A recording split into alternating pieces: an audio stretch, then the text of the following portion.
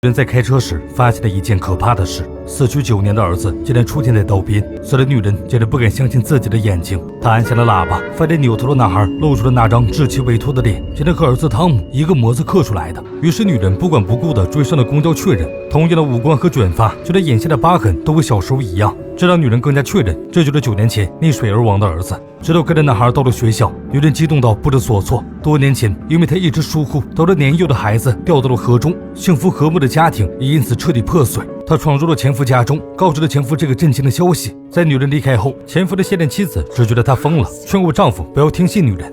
女人随后直奔警局报案，将自己儿子失踪的事讲了出来。警察得知了9年前孩子溺亡后，只觉得这位母亲思念成疾。女人对于无人相信自己这件事也并不气恼，她很肯定那个男孩就是自己的儿子汤姆。女人在放学期间来到了儿子身旁，直到一个开着豪车的人将他接走。女人直接跟踪豪车来到了一处庄园前，苏便拍下了这处地点。为了接近儿子，女人伪造了自己的简历，去应聘了学校的音乐老师。出发前，她特意将头发剪得和当年一样的长度。前夫夜里来到了女人家中，向警察找到自己的事情告知了她。警察希望前夫劝女人不要继续发疯，只因前夫因为儿子逝去伤心，他不想牵扯进来被重新揭开伤疤。女人却因执念太深，根本无法收手。她想要亲自确认一下男孩的身份，为此女人特意找到朋友帮忙找到了做假证的人。第二天，女人便因此蒙混过关，成功混入了学校。她在音乐教室看到了弹吉他的男孩，她知道自己名为丹尼尔。然而男孩的笑脸却让女人再次坚信这就是他的儿子。课堂结束后，女人单独留下了丹尼尔，肯定了他的音乐天赋。丹尼尔高兴不过3秒，就忍不住抱怨父亲不允许自己跟着专业老师学。女人趁机询问起丹尼尔的家庭，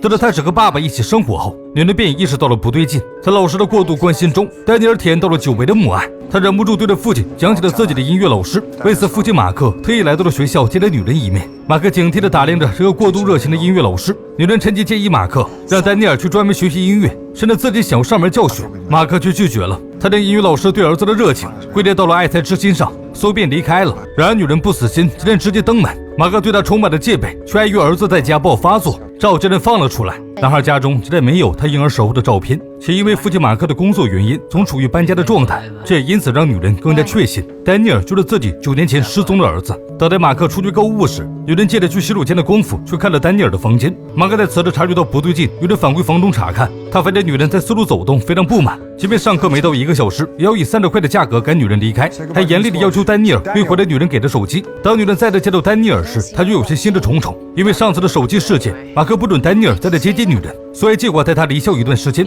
出国纪念足球比赛。女人为了快速掌握更多证据，便查到了马克办公室的位置，所以戴着帽子砸了大门的玻璃。马克接到警报后，只能给儿子留下车费，匆匆离开了训练场。女人在此时悄悄接近了丹尼尔，却撞见他被球砸伤了鼻子。女人连忙关心地凑上前去，询问了丹尼尔的伤势，然后还亲自将人送回了家。在帮丹尼尔处理伤口时，女人失落地发现丹尼尔根本没有4岁之前的记忆，她不仅有些失望。女人为丹尼尔做了晚饭后，便陪着他一起等马克。现在丹尼尔昏昏欲睡，于是女人嘱托他睡觉前记得刷牙后，等到丹尼尔睡着以后，女人将他用过的牙刷装走了。不留迎面就撞见归来的马克，他一边愤怒地质问着女人在做什么，一边打开儿子的房间确认他是否安全。等待女人解释了下午的事情，自知理亏的马克并没有追究女人，在房间走动一事，女人趁机劝马克答应丹尼尔去录音棚录歌一事，马克却表示要再考虑一下。第二天，由于假证件被副校长察觉出了端倪，女人被通知在这期间停课。当副校长听说女人联系好的私人工作室为孩子们录制歌曲，等歌曲发行后有了影响力，对学校也会起到宣传作用，于是副校长决定网开一面，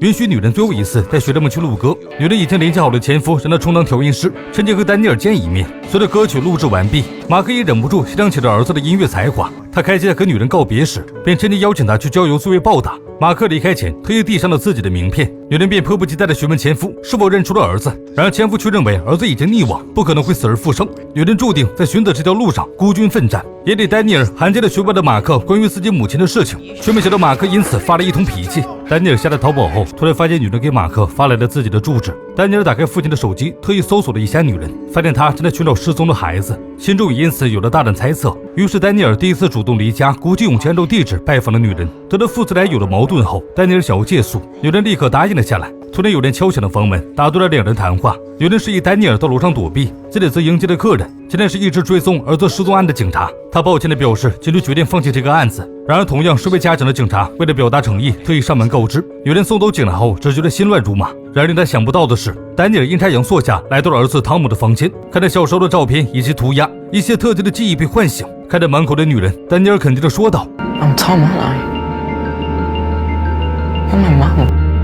女人看着儿子认出自己，感动地流下了泪水。女人为了证明男孩是自己的儿子，特意取出了他的唾液。等待的结果期间，她迫不及待地收着行李，想带着儿子远走高飞。考虑到丹尼尔没有护照，女人需要做一件事，那为了找到曾经办假证的朋友，为儿子办理假护照。因为女人曾经和那些人起过冲突，朋友因此被揍了一顿。考虑到女人情况紧急，朋友只能硬着头皮再次帮忙联络了线人。此时马克因为愧疚，提前结束工作，想给孩子道歉，却发现丹尼尔用自己的手机搜取了女人寻死的事情。马克立刻明白了过来，等待女人将儿子的照片发给了办假证的人后，他承诺明天给出3000块的费用。让他匆忙赶回家时，却发现屋中空无一人。丹尼尔只在桌上留下了一封信，他为了自己毕竟和马克父子一场，于是决定要好好告别，并约好明天学校见。第二天，女人去学校找丹尼尔，却扑了个空。他烦躁地离开学校时，马克已经在此等候。他以丹尼尔的名义邀请女人一同去郊游，并表示丹尼尔已经在郊外等候。女人毫不怀疑地坐上了车。然而马克停车开门期间，女人接到了家人电话，他赶紧将自己的位置告知家人，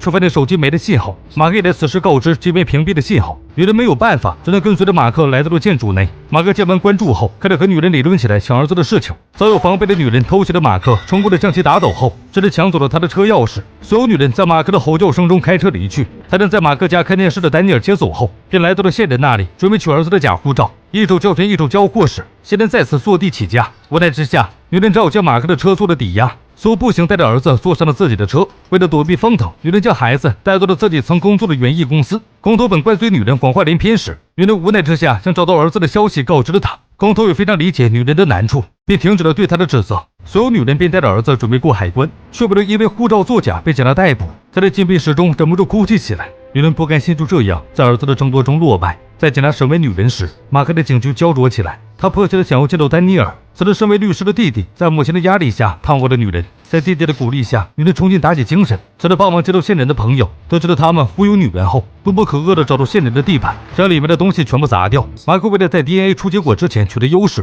立刻叫了律师为自己辩护。然而警察可怜女人寻死多年，接着顶着压力拿到了 DNA 的验证结果。结果出来以后，很显然丹尼尔就是女人失踪已久的儿子汤姆。而马克和丹尼尔根本毫无血缘关系。女人被无罪释放，马克反被逮捕起来。丹尼尔心情复杂地回到家后，询问起自己是怎样失踪的。女人开始和他回忆起以前的事情，他愧疚地将自己的疏忽讲了出来。丹尼尔看着痛苦的母亲，也没有因此责怪他。母亲带着丹尼尔来和家人相认，气氛却有些尴尬。在用餐期间，女人发现弟弟和母亲在庭院中争吵，然而他一回头，却发现丹尼尔吃了过敏的贝类，也不让他吐出来。丹尼尔却有些疑惑，他一直没有忌口。前夫的现任妻子也因此产生了疑心，请求了丹尼尔和丈夫重新做一次 DNA 检测，却直接被怼了回去。We're going to get another test done, with or without your help. 一位女人的朋友砸了线人老巢，他们因此盯上了一行人。随着女人发现自己独自做的 DNA 检测报告，竟然显示她和丹尼尔没有血缘关系，于是女人决定找到马克一探究竟。接着则暂时替女人照顾了丹尼尔。马克最终同意了女人的探视，终于地讲出了妻子死亡的真正原因。因为妻子伤了丹尼尔后得了产后抑郁，在丹尼尔4岁时，妻子当着孩子的面自杀了，这也成为了孩子的心理阴影。女人这时才意识到自己错的有多么离谱。为了弥补自己的过失，女人决定向警察申请重新做一次 DNA 检测报告。此时女人的朋友被线人的势力追踪，好在同伴急着出手吓跑了一行人。此时女人打了电话，得知弟弟竟然偷偷带走了丹尼尔，直到询问了母亲才问出了下落。此时弟弟带着丹尼尔翻肚在湖上，讲述了事情的真相。原来弟弟为了帮助姐姐脱罪，将 DNA 结果伪造了。丹尼尔的确是马克的儿子，但是弟弟为了拯救姐姐，决定要将他毁尸灭迹。等待女人和母亲赶到后，弟弟终于讲述了当年的事情。等待女人分心去点火时，父母因为倾倒的酒杯忙碌起来。女人的丈夫却在和别人瞎整。等待时机成熟，两人钻在小树里，汤姆也跟在了父亲身后。只有弟弟注意到这一幕，为了分散汤姆注意力，接着带到了湖边玩耍。随着弟弟接到了电话，得知自己进入了律师所，他高兴地将汤姆忘记了。等待弟弟发现时，汤姆已经溺亡。为了避免承担这个责任，弟弟选择将汤姆的尸体推进了深水区，所有若无其事地回到了人群中。姐姐却因为这个事情彻底破碎。弟弟为了弥补他，选择了在丹尼尔的争夺战中利用伪造报告帮助姐姐脱离泥沼。如今意识到女人已经察觉端倪，弟弟为了姐姐的自由，决定将丹尼尔毁尸灭迹。女人却不愿伤害别人的家庭，于是她选择带着丹尼尔乘船逃跑。弟弟不顾危险跑进水中追赶，最终不幸溺水而亡。最终丹尼尔陪着女人一家为水中逝去的2人奉上了鲜花。